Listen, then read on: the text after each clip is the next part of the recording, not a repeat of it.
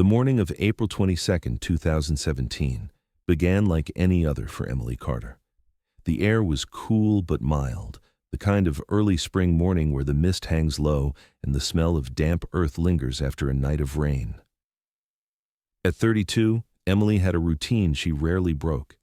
She worked as a nutritionist at the county health center, kept a tidy two-bedroom home on the outskirts of Brookfield, Virginia, and started most days with a run along the wooded trails just north of her property. It was a habit that kept her grounded. 3 miles out, 3 miles back, the same loop she'd done since moving here 2 years earlier. She lived with her fiancé, Mark Hansen, who often slept in on weekends. That morning, he was up early, sipping coffee at the kitchen counter. He watched her pull on a lightweight windbreaker, tie her dark hair into a ponytail, and lace up her running shoes with the practiced ease of someone who'd done it thousands of times. She kissed him on the cheek, promised she'd be back in under an hour, and stepped out into the mist. Mark remembers hearing the front gate click shut. Neighbors who lived along the gravel road leading to the trail would later recall seeing her pass just after 7 a.m., a flash of teal windbreaker, earbuds in, a steady pace. The trail was well-worn but quiet that time of day, cutting through a patch of state forest before looping back toward town. It was considered safe, though locals knew it had blind curves and dense undergrowth that could swallow a person from sight in seconds. By 8 a.m., Mark expected to hear her at the door.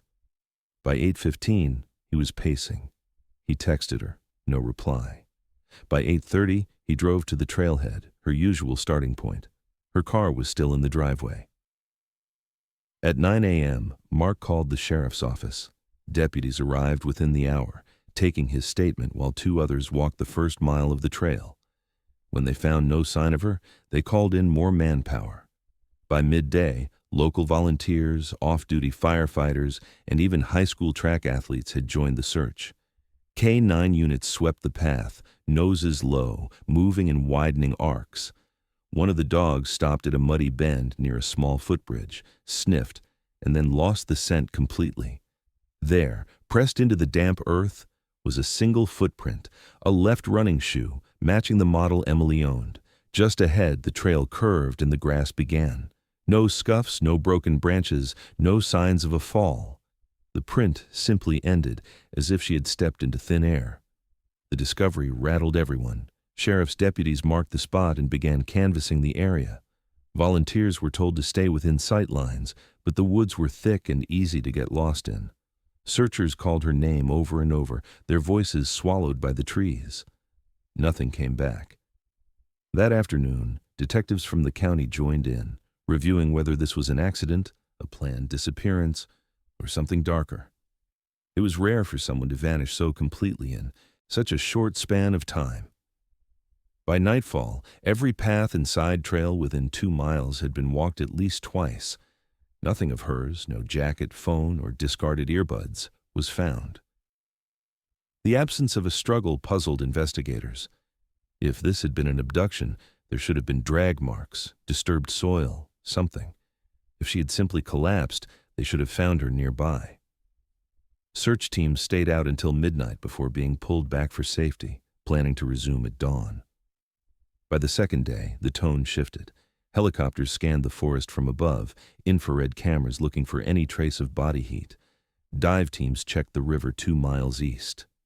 Nothing. Mark was brought in for extended questioning, a standard procedure in missing persons cases.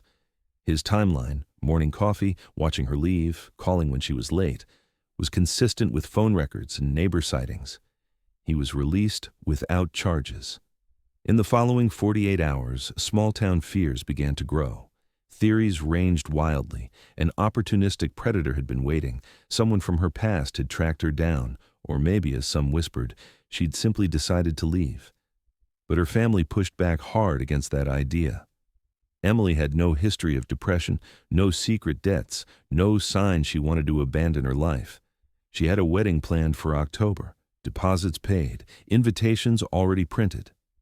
By the end of the week, the trail was saturated with human scent from so many searchers that the dogs could no longer pick up her track.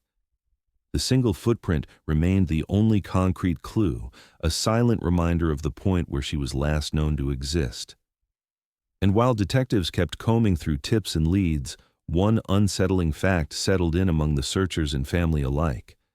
Emily Carter had vanished without a trace, and whatever had happened to her had left almost nothing behind.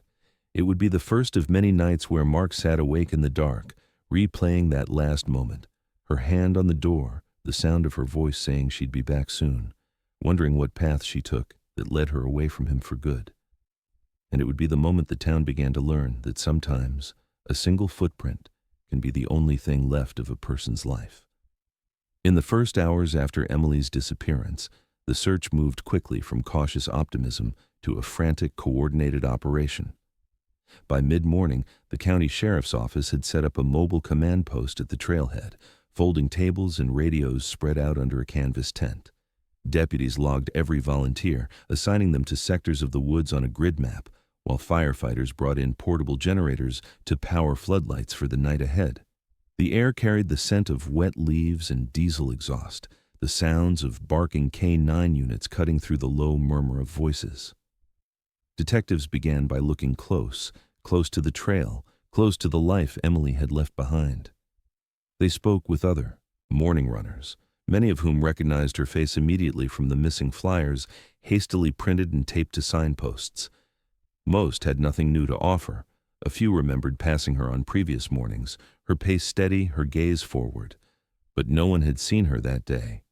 Officers also canvassed the cluster of homes near the trail entrance, asking residents to check any doorbell cameras, motion sensors, or dash cams that might have caught a glimpse of her route. Late in the afternoon, the first technical sweep began. Thermal imaging drones lifted off from the gravel lot, their operators scanning the canopy and undergrowth for any sign of a body's heat signature. They worked methodically, marking anomalies for ground teams to check. Each time a drone spotted a warm patch in the brush, deputies would move in, only to find deer bedding down or raccoons huddled in leaves. The sun dipped behind the tree line without a single hit on Emily. Back at her home, detectives conducted their first walkthrough. It was neat, orderly, coffee mug still on the counter from that morning, bed made, a half-finished laundry basket in the bedroom. On the kitchen counter, next to her keys, was her phone. It had never left the house. Her smartwatch had disconnected from the network just minutes after she'd stepped outside, suggesting it had been powered off or destroyed almost immediately. That detail unsettled investigators. It meant that, within moments of starting her run, something had happened to cut her off from any chance of tracking. By evening, a name appeared in the incident log. An older man walking his dog near an access point half a mile from the main trail told deputies he'd seen a white pickup truck idling there around 7:15 that morning. He couldn't see the driver clearly, just a silhouette in the cab, but he thought it was unusual for anyone to park there at that hour. Deputies put out a notice for any matching vehicle, and traffic cameras from nearby roads were pulled. The hope was that somewhere that truck had been caught on a feed. Through it all, Emily's fiancé, Mark, remained at the center of police attention. He gave a detailed statement, tracing every step of his morning from the moment she left to the time deputies arrived. Phone records matched his account, and neighbors confirmed seeing him pacing the driveway not long after she was late. Despite the alibis and timestamps that cleared him, detectives kept him close. Experience told them that even innocent partners could sometimes be the last to see what others missed. The following day, the search swelled. Off-road vehicles pushed deeper into the forest. Mounted units on horseback covered ground that would have taken hours on foot.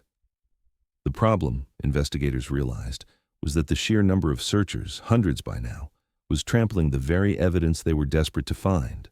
Footprints overlapped, scents dissipated, and any small trace of where Emily had gone was being buried under the weight of boots.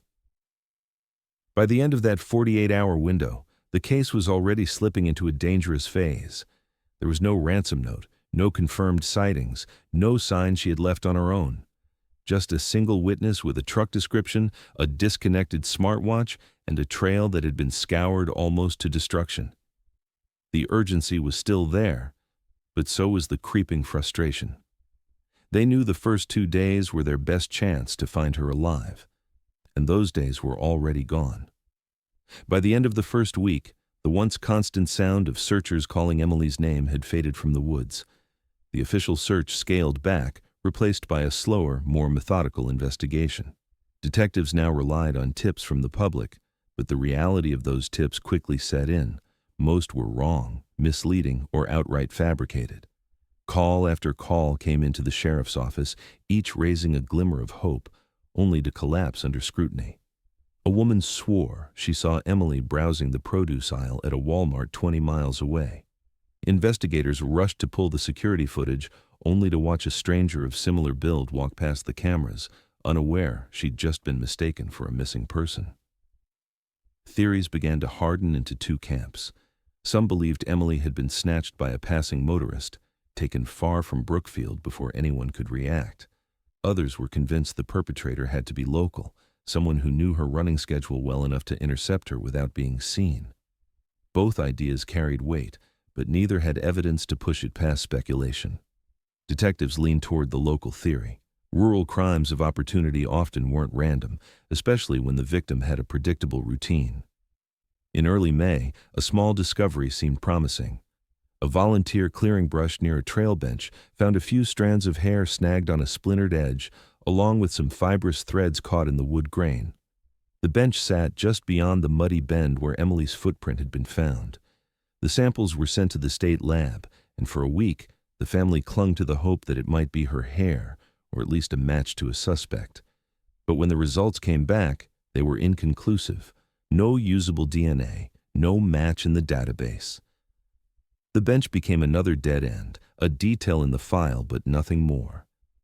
Emily's parents, Robert and Linda Carter, were struggling to hold themselves together.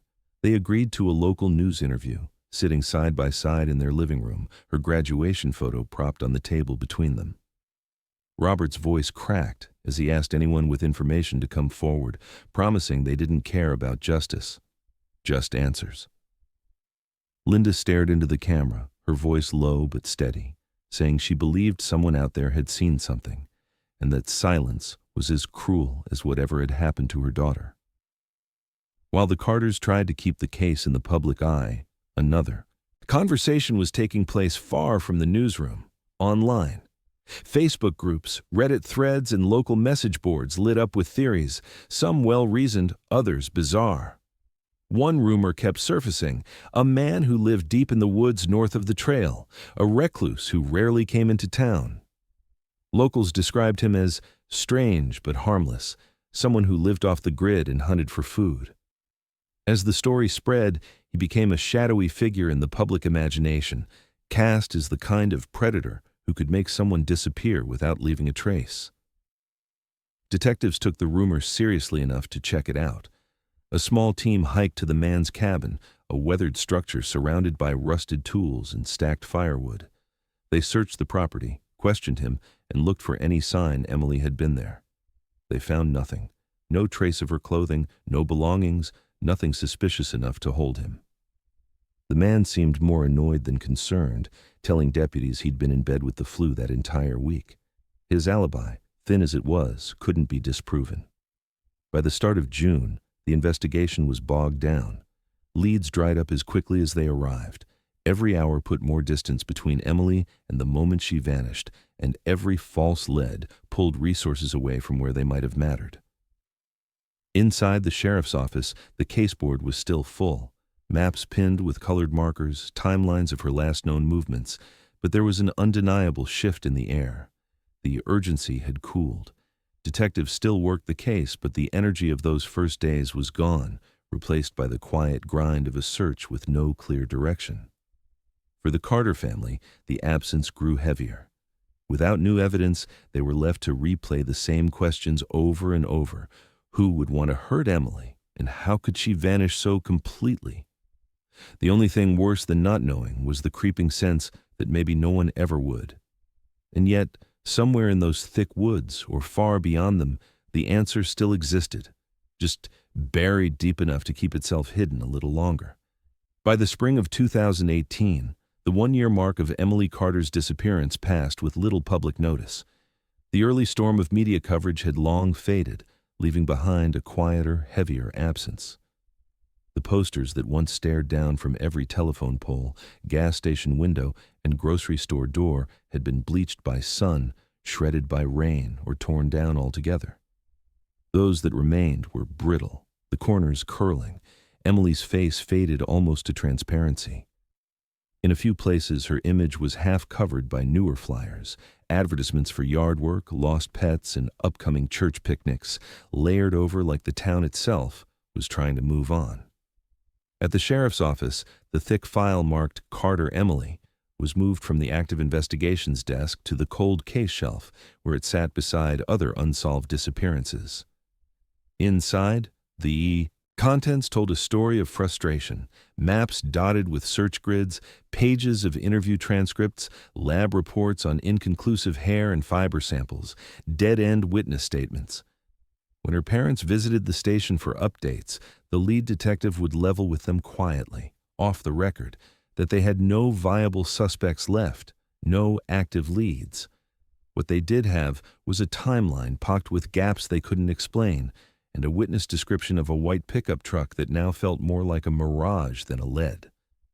For Mark Hansen, the man who had once been only months from marrying her, the last year had been unbearable. The official investigation had cleared him of involvement, but the public suspicion was harder to escape. It clung to him in the sideways glances at the grocery store, the abrupt silences when he entered a room, the half-questions asked by people who just wanted to understand. By midsummer, Mark had decided to leave Brookfield altogether. He sold the little house they had shared, packed his belongings into a rented moving truck, and drove to North Carolina. He told friends he needed a new start. To Emily's parents, it felt like another piece of her life had been erased, another thread in the tapestry of who she was quietly cut away. Meanwhile, the trail where she vanished was changing. In the absence of searchers' boots and the hum of drone flyovers, nature had reclaimed the space. The muddy bend where her footprint was once found had grown over with thick grass, and the bench where hair and fibers had been collected was nearly hidden by creeping blackberry brambles. Fallen trees blocked parts of the path, forcing hikers to find new routes. In the summer heat, the air hung heavy and still, as if the woods themselves were trying to forget. The town, too, had shifted back to its rhythms. Hunters returned in the fall, tramping through the same woods that had been combed for evidence. Hikers and birdwatchers once again treated the trail as a peaceful escape. For new residents who had moved in over the past year, Emily Carter was just a name they might overhear in passing, someone who had gone missing long before they arrived. The lingering unease that had gripped the town in those first tense weeks had ebbed, replaced by the steady pace of life in a rural community where seasons mattered more than headlines. For Robert and Linda Carter, however, time had done nothing to soften the wound. Once a month, without fail, they returned to the trail. They parked in the gravel lot at the entrance, locked the car, and set out to walk the same loop Emily had taken on her final morning. They no longer brought maps, search dogs, or volunteers. They didn't expect to find anything new, but they couldn't stop. Sometimes they walked side by side in silence, their eyes scanning the brush along the path. Other times, they split up for a stretch, covering more ground before meeting again at the muddy bend. Linda would pause there, her gaze sweeping the same patch of forest, as though some overlooked clue might still be waiting. Robert tended to stare into the trees beyond, jaw tight, as if daring the woods to reveal what they were hiding. They had begun to understand, with the kind of quiet certainty that settles in after years without answers, that the odds of a breakthrough were shrinking with every month. But still, they came back. They believed that even if the rest of the world had let the trail fade from memory, they could keep it alive, if only for themselves. And somewhere out there, whether buried in the forest soil or hidden in the mind of a person who had never spoken, the truth still existed. All it would take was for something, or someone, to disturb it. In early September of 2019, more than 2 years after Emily Carter had vanished, her name surfaced again in the most unexpected way. A deputy in neighboring Greenfield County pulled over a white pickup for a broken taillight on a rural road just before dusk. The driver, a man in his mid-40s with sun-leathered skin and a baseball cap pulled low over his eyes, handed over his license and registration with a calm that didn't quite fit the situation. The stop was routine until the deputy, glancing into the cab, noticed a hunting knife lying on the passenger seat and a coil of nylon rope tucked partly under the floor mat. The deputy wasn't thinking of Emily at first, until the make and color of the truck triggered a memory. A description filed 2 years earlier from the only known witness on the morning she disappeared. A white pickup idling near one of the trail's side entrances at roughly the same time she'd been seen alive for the last time. The details came together in his mind quickly enough that he called for backup. The driver was identified as Thomas Greer, a local handyman who picked up odd jobs in multiple counties. When asked about the knife and rope, Greer explained they were for work. He'd been repairing a shed roof for a client earlier that day and used the rope for hauling materials. His story was plausible, but his answers about his movements in April of 2017 were less convincing. He claimed he couldn't remember exactly where he'd been that morning, only that he had probably been at home. No receipts, phone records, or witnesses placed him anywhere definitive. Back in Brookfield, the mention of a white pickup and an unclear alibi set off alarms. Detectives from Emily's original case file drove out to meet with the Greenfield deputies. They questioned Greer for hours, pressing him about the trail, about whether he knew Emily, about any reason his truck might have been seen in that area on that day. Greer denied knowing her. He denied ever being near that trail. He never raised his voice, but he never changed his answers either. Without physical evidence, no DNA, no fingerprints, no item belonging to Emily, the law could only take the interview so far. The knife and rope were photographed, logged, and returned to him. No charges were filed. When detectives brought his name back to the Carter case board, they found it fit neatly into certain gaps: the timing of his known jobs in 2017, his proximity to the trail, the description of the truck. But a fit wasn't proof, and proof was the only thing that mattered. The case file was updated quietly, without fanfare. The renewed focus on Greer prompted investigators to revisit other dormant leads. They called former witnesses, rechecked alibis, and pulled out evidence bags that hadn't been opened in months. The effort was deliberate but limited. Years had passed, and many of the people they needed to speak with had moved or forgotten details. Even so, a faint sense of momentum began to hum through the case again. Then, just as quickly, it slipped away. Within weeks of the traffic stop, Greer packed up his tools, sold his modest rental property, and moved to Tennessee. Detectives could still contact him by phone, but with the state line between them, their ability to compel cooperation dwindled. His new address became a note in the file, one more piece of information waiting for something else to give it weight. For Robert and Linda Carter, the call from detectives about the white pickup had been a rare spark of hope. They had spent nearly all their savings on private investigators since Emily disappeared, chasing leads that died in empty parking lots and abandoned houses. This time, they allowed themselves to believe, just for a moment, that something might finally be closing in on the truth. But when weeks passed with no follow-up, the silence became familiar again. The optimism curdled into something heavier, a knowledge they had been here before, and that nothing had changed. By the end of the year, they stopped hiring private investigators altogether. The money was gone, and so was their faith that anyone outside their family still carried the urgency they felt every day. The white pickup had reappeared, but like so many things in this case, it had driven out of reach before they could hold on to it. Somewhere, they told themselves, it was still out there.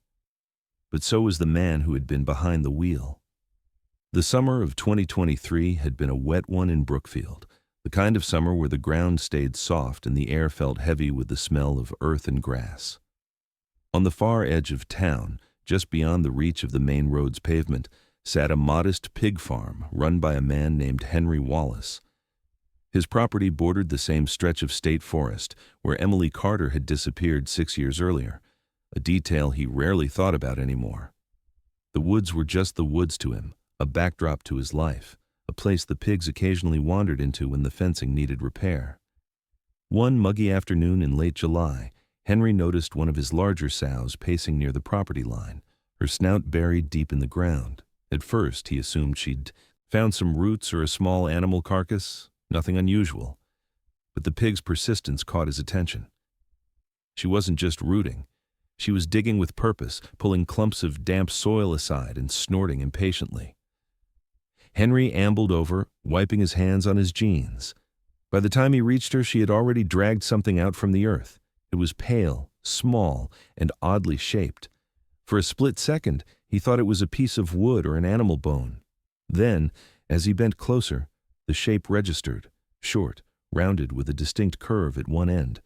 His stomach tightened. It looked like a human finger bone. He stood there for several seconds, staring, the humid air pressing down on him. The pig nosed at the dirt again, unbothered, while Henry stepped back and pulled his phone from his pocket. His call to the sheriff's office was short and direct. By the time he hung up, the sow had moved on, leaving the small pale object lying in the churned soil. Within an hour, 2 deputies arrived and marked off the area with yellow tape. They crouched to look at the bone, exchanging glances before calling it in to the detective division. Soon, more vehicles rolled up, unmarked cars, a forensic van, and a K-9 unit trained in human remains detection. The quiet edge of the pig farm transformed into a controlled investigation site. Cadaver dogs were brought to the property line, their handlers directing them toward the disturbed earth. It didn't take long. One of the dogs began barking and pawing at a spot just a few yards into the woods, under the thick, twisted trunk of a fallen tree. The tree, heavy with rot and moss, had likely come down during a storm years earlier, creating a natural cover. Beneath it, the soil looked different, looser, darker, as if it had been disturbed and then left to settle. Forensic technicians began the slow process of documenting and clearing the site. They cut back brush, photographed the ground from every angle, and carefully removed the top layer of soil. What they saw beneath confirmed everyone's suspicion. This was no random animal dig. The dirt was layered in a way that suggested it had been shoveled and refilled, the edges compacted unnaturally. This was a grave, shallow, old, and likely long forgotten until the roots of the fallen tree had begun to shift, loosening its contents toward the surface. The discovery was enough to draw in more resources. By late afternoon, the scene was swarming with personnel. A mobile command post was set up in Henry's driveway. Detectives spoke with him at length, taking down every detail about when he'd first noticed the pig, whether he'd seen anyone near the property recently, and if he'd ever dug in that part of the woods himself. Henry answered with a mix of nervousness and disbelief. He'd lived here his whole life, and now his land was connected, at least by proximity, to a disappearance that had haunted the county for years. As the sun dipped lower, word began to leak. A police scanner mention of possible human remains was enough to bring the first local reporter to the farm gate. By nightfall, 3 news crews were parked along the roadside, cameras aimed at the tree line, their reporters trading whispered theories about whose remains had been found and whether this could be linked to Emily Carter. Inside the taped perimeter, detectives weren't ready to say it aloud. Not yet. They knew the woods held decades of stories, and an old grave didn't always mean a solved mystery. But the location, so close to where Emily's trail had gone cold, pressed heavily on everyone's mind. The bone, the grave, the proximity, it all lined up in a way that felt impossible to ignore. Before the night ended, they secured the site for a full forensic excavation at first light.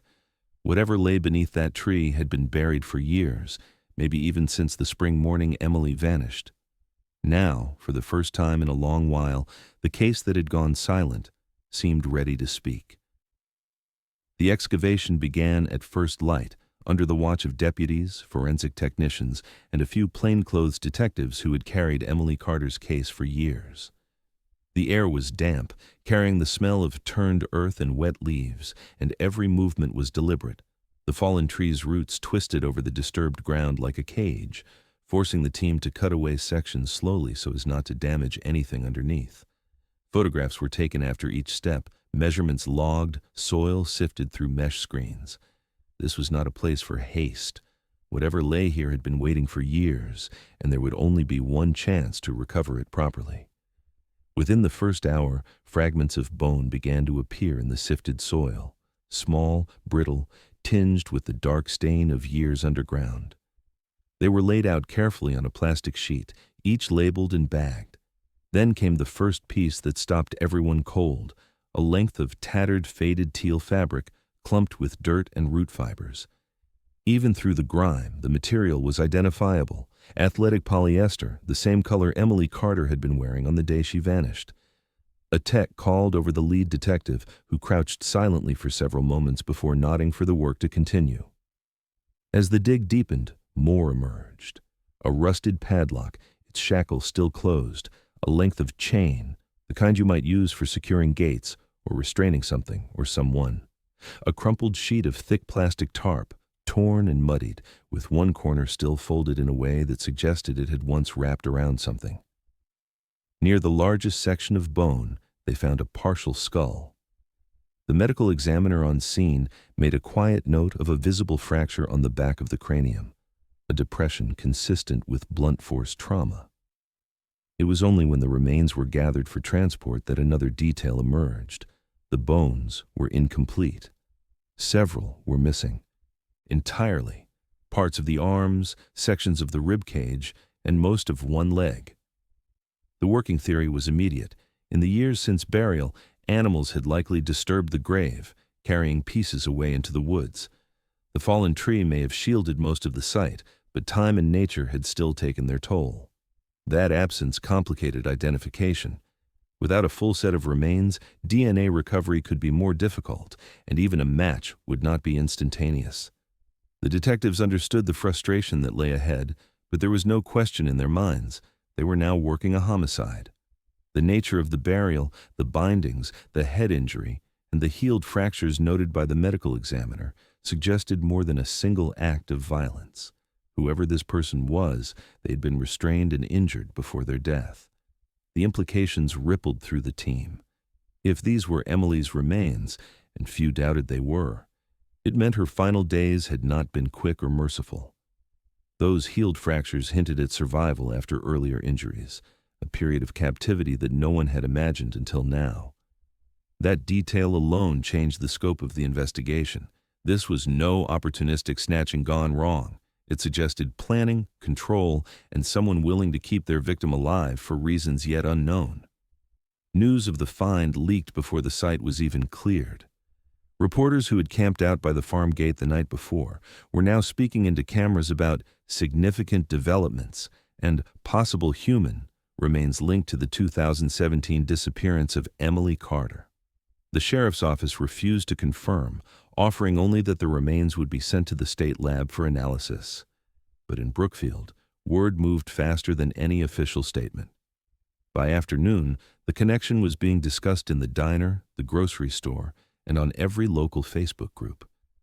For Robert and Linda Carter, the call from detectives was short and careful. They were told remains had been found near where Emily vanished, and that the clothing recovered matched what she'd been wearing. They were warned that DNA confirmation would take time. The Carters didn't need to hear the rest. The details were enough to know they were closer to the truth than they had been in 6 years. As the last pieces were bagged and tagged, the excavation site fell silent. The tree's massive trunk was left lying to the side, its roots bare, as though the earth itself had finally given up what it had been hiding. The remains, the fabric, the chain, the tarp, all of it was loaded into the van for transport, leaving behind a patch of raw soil that seemed to hum with the weight of what had been uncovered. The cold case file that had gathered dust for years was now open on every detective's desk. Whoever had done this had buried more than a body. They had buried the key to the truth. And now, that truth had started to surface. When the forensic team finished logging the GPS coordinates of the burial site, detectives began the slow work of tracing the property boundaries. On paper, the land where the remains had been found belonged to the state forest system, but just beyond the tree line, a sliver of private property jutted into the woods like a wedge. County records showed that 6 years earlier, right around the time Emily Carter vanished, that strip of land had been leased to a man named Thomas Greer. The name landed in the squad room like a spark. Greer was the same man in the white pickup stopped in 2019, the man whose vague answers and proximity to the trail had raised every red flag without giving police a shred of actionable evidence. Now, his leased property was within 100 yards of where the grave had been uncovered. Detectives ordered a deeper background check, digging into court filings and incident reports from 3 counties. The picture that emerged was troubling.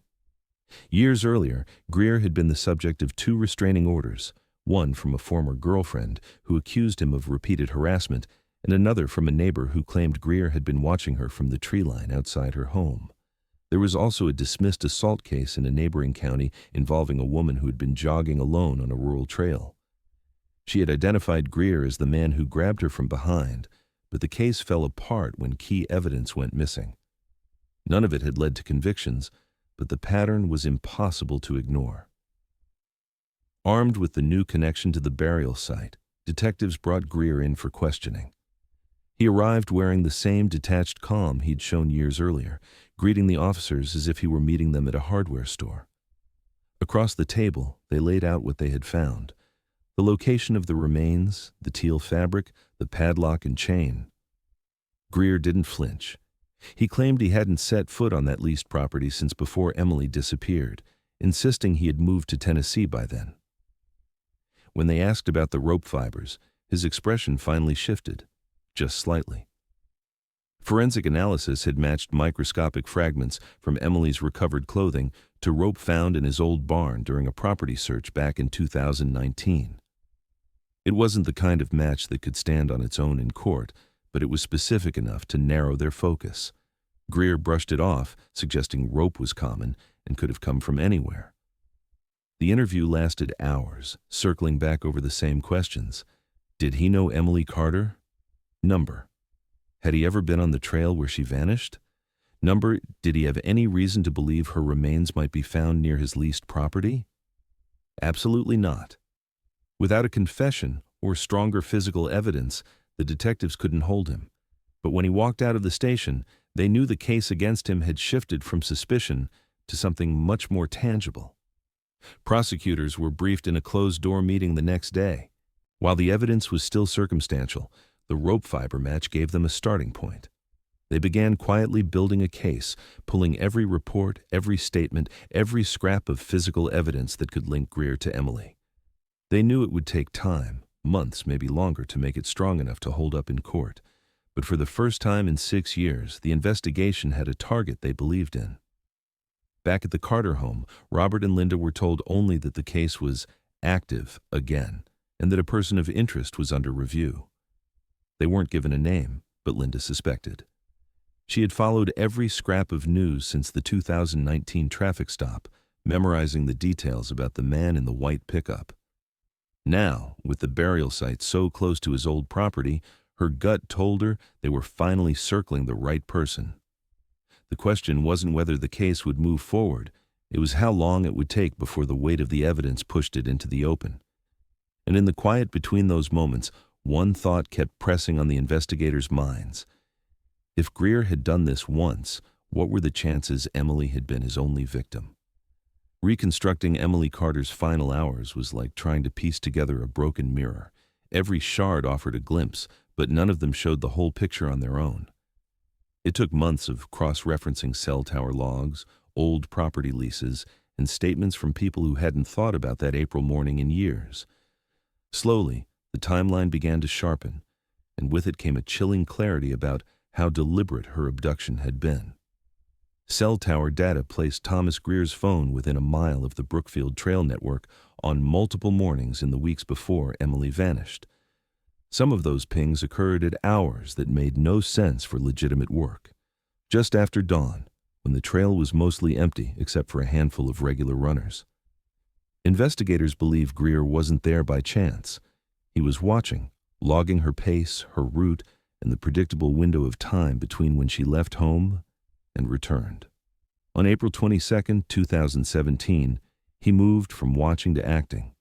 Old property records revealed he had access to a narrow logging road that cut into the state forest from the opposite side of Emily's running loop. That road ended at a small, overgrown exit point unmarked, invisible from the main trail unless you knew exactly where to look. Greer drove his white pickup down that road and parked, the truck tucked behind the tree line. He waited until she passed the halfway point of her route, then moved in. There were no witnesses to the moment of contact, but forensic evidence filled in the gaps. The medical examiner's report on the recovered skull showed a depression fracture at the back, consistent with being struck from behind. Investigators believe Greer intercepted Emily on a blind curve where the trail narrowed and dipped. The blow stunned her, and he was able to drag her off the path without being seen. The grass beyond the muddy bend, where her footprint had ended, would have swallowed the signs within hours. From there, he took her to a small shed on the property he was leasing at the time, a structure later confirmed to have been standing in 2017 through aerial survey images. Inside that shed, investigators believe she was restrained with the chain and padlock recovered from her grave. The healed fractures noted by the medical examiner, injuries to her ribs and arm that predated the fatal head trauma, suggest she survived for days after being taken, likely injured from the initial assault. Detectives theorize Greer kept her alive, perhaps under the pretense of letting her go or waiting for an opportunity to move her without drawing attention. But at some point, perhaps after a failed escape attempt, perhaps when he realized she could identify him, he decided to kill her. The blunt force trauma to her skull was fatal, ending what had likely been several days of captivity. The burial was hasty, not meticulous. He chose a young tree as the marker, using its shallow root system to disguise the disturbed soil. The tarp he wrapped her in, combined with the chain and padlock, kept certain evidence intact for years. Fibers from the rope in his barn, the teal polyester of her running jacket, microscopic traces that would later narrow the case to him. The missing bones complicated the full picture, but not the story they were building. Animals had disturbed the grave over the years, taking parts of her remains away, but enough was left to confirm the manner of death and the likelihood of captivity before it. Witnesses who lived near the logging road remembered seeing a white pickup in the area that week, but hadn't connected it to the disappearance at the time. One recalled a man burning something in a barrel 2 days after Emily went missing, though whatever it was had long since turned to ash. Another remembered the truck gone suddenly, the lease on the property ending within months of the disappearance. When prosecutors laid out the reconstructed sequence, the pattern was as stark as it was horrifying. Greer had chosen his location with care, taken time to study his victim, and used a secluded access point to carry out the abduction without leaving an obvious trail. He had kept her hidden on land no one would think to search, and when he killed her, he buried her just far enough from his property to create doubt that had kept him free for 6 years. Now, with the burial site linked to his lease, the rope fiber match tying her clothing to his barn, and the circumstantial weight of his history, the timeline was more than just theory. It was a roadmap, one that began with his quiet surveillance and ended under the roots of a fallen tree, where time, storms, and a pig's persistence had finally brought it back into the light. And as the case moved toward charges, the only question left was whether the weight of that roadmap would be enough to carry them all the way to a conviction. When the case against Thomas Greer was finally brought to him in the interrogation room, it was different from the quiet, circular questioning he had endured in years past.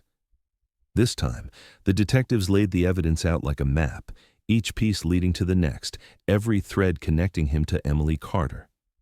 The teal athletic fabric recovered from the grave, the rope fibers from her clothing, matched to rope found in his barn. The cell tower records placing his phone near the trail on multiple mornings before she vanished. The property records showing he leased land bordering the burial site. For the first time, his composure cracked.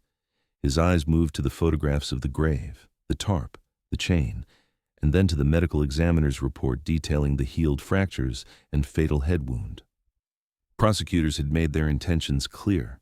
They would pursue the death penalty if the case went to trial. What happened next was as much calculation as it was concession. Greer agreed to a plea deal. In exchange for avoiding capital punishment, he would give a full confession. The story he told was as deliberate as it was sickening. He had first noticed Emily weeks before she disappeared, running the same route at the same time nearly every morning. He admitted he would park along the hidden logging road, watching from a distance as she passed, studying her stride, her timing, and the quiet stretches of trail where no one else appeared. In his own words, he'd been looking for someone he could break, someone he believed he could overpower and control. On April 22, 2017, he put the plan into motion. He parked his truck behind the trees at the far exit of the trail and waited for her to pass the halfway point. He approached from behind, striking her hard enough to knock her down but not to kill her. He dragged her off the path and into the truck, driving straight to the shed on his leased property. There, he chained her to a post, locking the chain with the same rusted padlock later found in her grave. She never stopped fighting. Even injured, she refused food, screamed whenever he came near, and tried to work the chain loose from the post. On the third night, she managed to slip her wrist free enough to reach the door. Greer claimed he caught her in the act and snapped, striking her in the back of the head with a heavy tool. The blow was fatal. Panic set in immediately. He wrapped her body in the tarp, securing it with the same chain, and loaded her into the truck. He drove deeper into the forest, just far enough to be off his leased property, but close enough to carry her through the trees. He chose a young tree as a marker, knowing its shallow roots would disguise the freshly turned soil. The grave was shallow, dug in haste, and he left quickly, certain no one would ever find it. For years he was right. The tree grew, the soil settled, and the grave became part of the forest floor. Greer moved away, leaving behind nothing but a forgotten lease and an unmarked burial site. It wasn't until a violent storm years later toppled the tree that the roots began to shift, loosening the soil. The disturbance brought parts of the grave closer to the surface, and the pigs roaming Henry Wallace's farm did the rest, rooting through the loosened dirt until one dragged Emily's finger bone into the open.